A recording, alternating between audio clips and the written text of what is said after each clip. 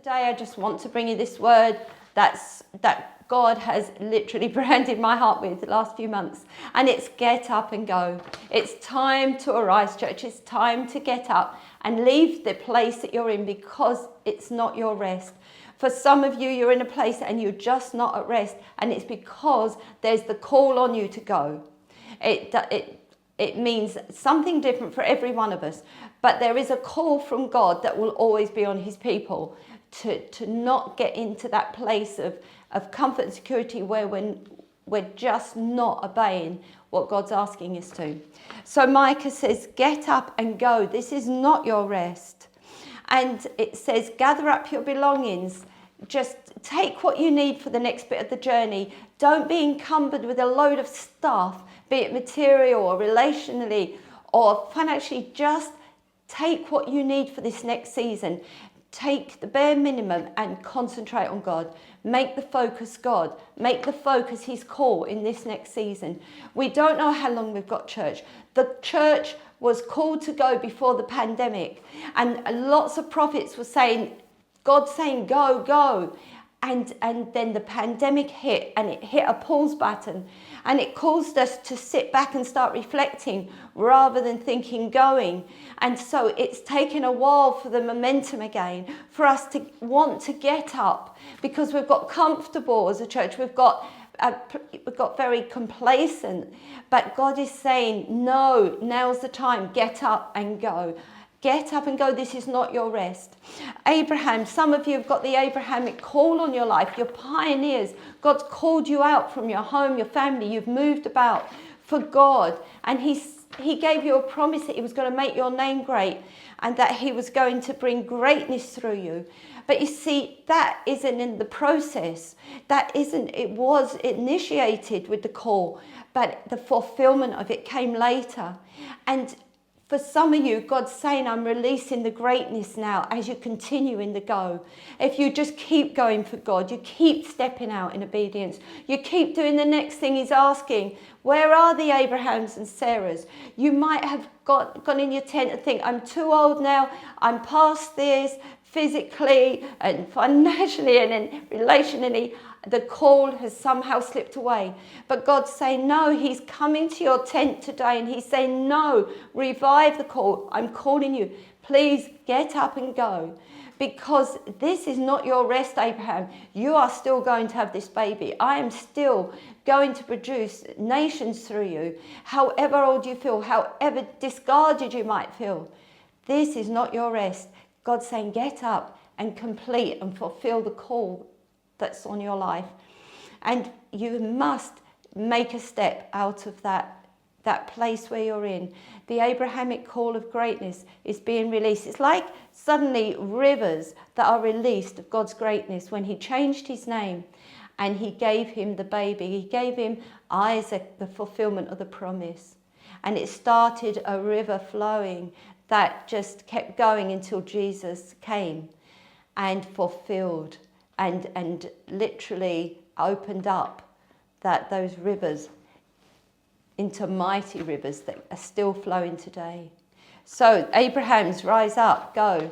Maybe there's a new place for you to go. Maybe there's a new place you've got to move to that you've been called to even over the last 2 years. And God is saying, now, just get up and go. Pack up your belongings. And a friend of ours had the call, another prophet, and has been trying to move for the last couple of years. And God said to him, just pack up. Even though you can't see your destination right now, just pack up everything ready. And within weeks of that, the way opened up for him. And you see, we have to initiate the go. We have to do the next thing that God asks us to do. And as you go, the way will open up for you.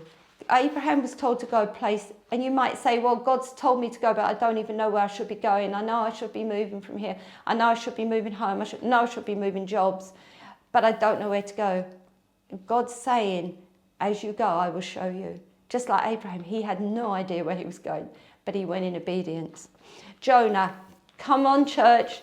There's been a call. The Jonah call is on us to go to the streets, proclaim the good news. that has been on the church so strong for the last 2 years, more than I've ever known in my Christian life. And the call is, Jonah, come on, I've put a prophetic word in you. Let the prophets arise, let them go out on the streets, let them take the good news. But we must go to the streets. Some of you are in a storm. Some of you feel overwhelmed. Some of you feel like you're in a place where you're going to die, like Jonah did. But you're there because you haven't obeyed God in some area of your life and gone. God's saying, look, I didn't intend you to be in this chaos where you are.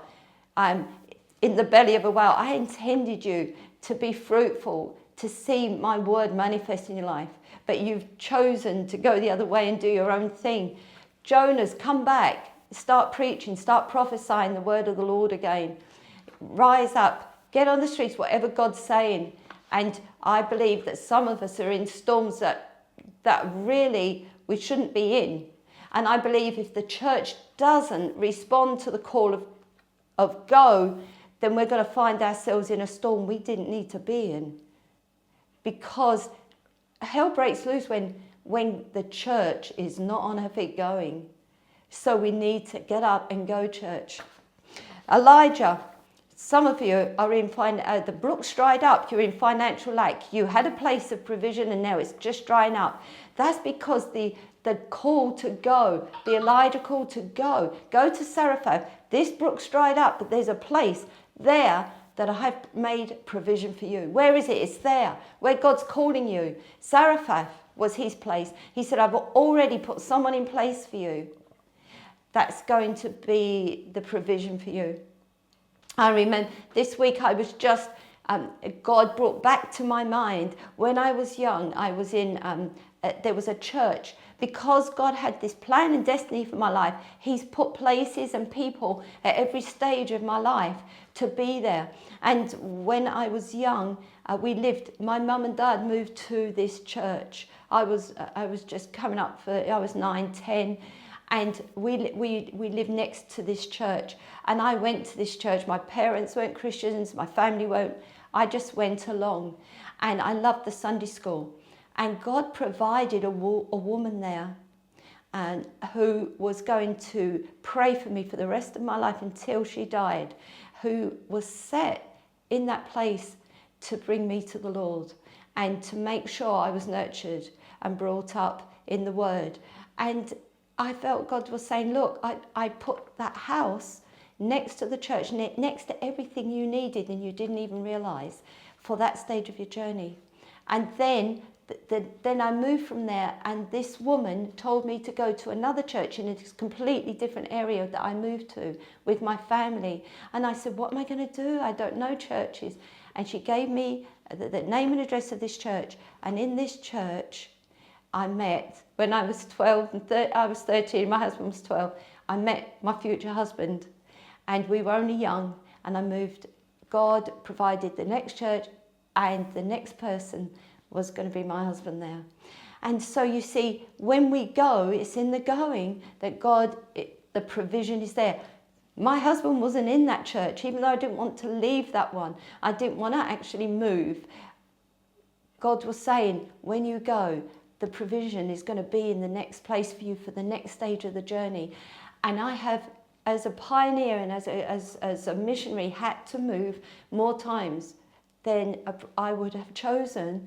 But each time he's moved us into a place of provision with people, resources and finances. And God will do the same for you. If you step out and go into what God's asking of you, you will find there are people there that will provide, that will be instrumental in your next season. There will be finances there, and there will be provision. Houses, whatever you need. That is what he said to Elijah. He said, Elijah, there's no more provision here for you. You're in lack. Don't keep trying to work at it. Just go. And there is all your provision. There, where I've called you to. Israel was under siege. Some of you, now I've said this over the last 2 years, God, I will go into this next season of go, but I feel like I'm under siege. Or God's been saying I'm under siege. I have felt surrounded by situations not under my control that have been stopping me going forward. I've got family commitments. I've got other commitments. I've had church commitments, and I felt not released to go into the go. But God has been saying, even though you're in a place under siege, you have to go. Because in going, you're going to be delivered from your enemies, Pauline. When you get into the next place of where I'm calling you, your enemies won't be there. And those things that are surrounding you today that you feel are stopping you going forward won't be in the next place. So I need to go to get released from my enemies. He said to Israel, when Jerusalem was under siege, he said to Israel, you're under siege.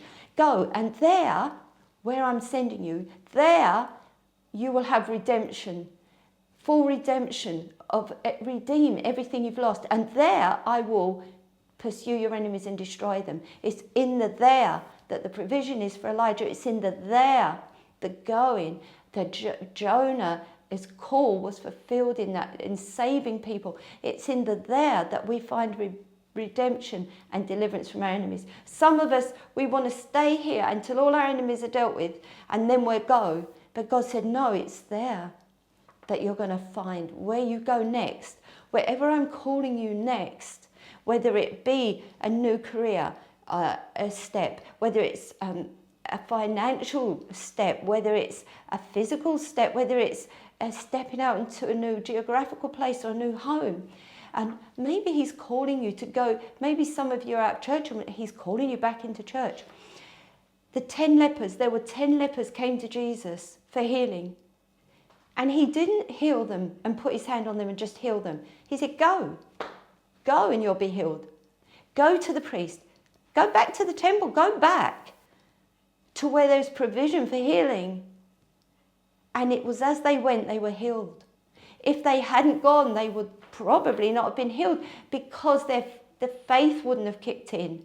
Because if they'd have said, no, it's you, we've got to stay here because it's only through you laying hands on us. And Jesus said, no, you go and you'll be healed. It's whatever Jesus is saying to you at this time. If it's go, go.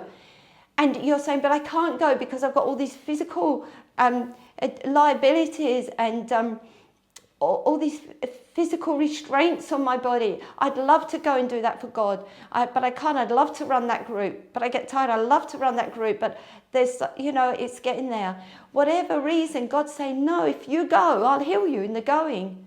I'll sort your physical. Don't worry about that. He says, seriously, everything's going to be all right if you just go.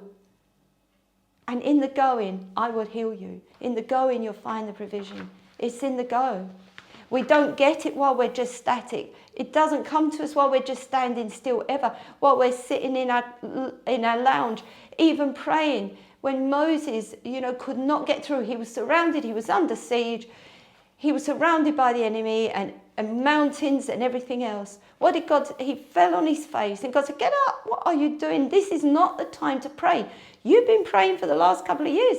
This is the time to go. And in going, just take one step and the way will open up before you. Just take one step. Some of you need to go to a brother that you've fallen out with. Some of you need to go back to church pastors and say sorry for leaving, maybe during COVID and you haven't been back, and just said, I need to move on. I just want to tell you. Some of you need to go and be reconciled somewhere and leave your gift that you're giving God at the altar, it says, and be reconciled. Be healed with that brother or sister. And that's the go for you. And then God said, in that going, you're going to find redemption, healing, reconciliation, restoration, so that you can go into the next season and it won't be holding you back. God is going to make a way for you to go. God has promised to make a way. It doesn't matter what you're surrounded by right now, what your lack is, what your problem is, what your sickness is. God said he will make a way for you. God said as soon as you take the next step forward, he will make a way. He will not make a way while you're static. A prophetic friend of ours said God's felt calling him to go back, to move back to where his homeland was years ago. And he said, God said, go back to Babylon. And I thought, what a strange thing for God to say, go back to Babylon. Surely you've been rescued from Babylon. But there's a verse in Micah that says, where God calls us to go back And it says, "Rise like a woman in labour, for now you must leave the city and you must go back to Babylon, and there you will be rescued, and there the Lord will redeem you out of the hands of your enemies. Gather up your belongings, leave the land, you are under siege."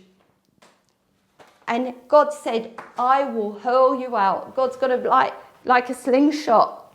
It says, "I'm going to fire you out like a fast arrow." God's going to start releasing you. As you say yes to the go, God will hurl you out and he will send you to the go. And there you're going to know God's blessing. Every fear that the enemy puts on you now to say, "Don't go, don't move out of this spot." If God's saying go, if God's saying in this area of your life, move, then move. Father, I just take authority over every fear, Father, of moving out of our comfort zone right now as a church, as a people, as individuals. And Father, I just pray that hurling out for your church, Lord, that as we take the first step, you will send us where we're meant to be, into the relationships, into the provision, into the healing, into the geographical places, into the homes that you've provided for all those who have been under that go for these last 2 years before the pandemic set in. Father, I release your word over them. Release the greatness of God. I release the greatness in the Abraham and Sarahs. That, Father God, it's not time to retire, but to refire. They need to rise up and to fulfill the call of God on their lives. There is a new commission going out to rise up. Like Elijah, those who have been depressed, have been disappointed by their Christian walk, by not seeing answers to prayer. Get up, rise up. God's saying, like Elijah, there's a new commission, a new call, a new place for you to go to, new people to connect to. And this is your day. So arise, church, and go and receive the blessing of God.